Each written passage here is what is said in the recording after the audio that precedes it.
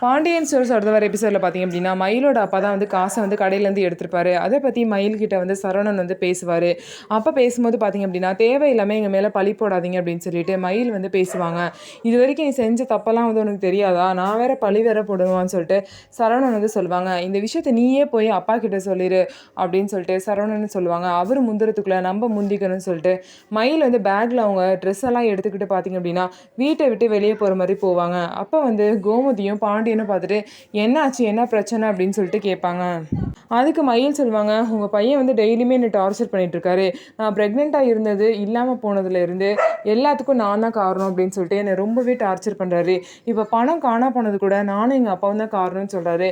அதனால தான் இந்த வீட்டை விட்டு போகிறேன், நான் இனிமேல் வரவே மாட்டேன்னு சொல்லிட்டு மயில் வந்து ஓவராக சீன் கிரியேட் பண்ணுறாங்க.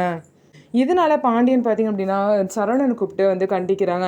3 பேரில் நீ ஒருத்தன் தான் ஒழுங்காக இருந்தால் நினச்சிட்டு இருந்தேன், ஆனால் நீயே இவ்வளோ மோசமாக நடந்துக்கிற, இனிமேல் அந்த பிள்ளை கூட எந்த பிரச்சனையும் பண்ண மாட்டேன்னு சொல்லிட்டு அந்த பொண்ணுக்கிட்ட சொல்லிவிட்டு பேகை வாங்கிட்டு உள்ளே கூட்டிகிட்டு போங்கிறாங்க.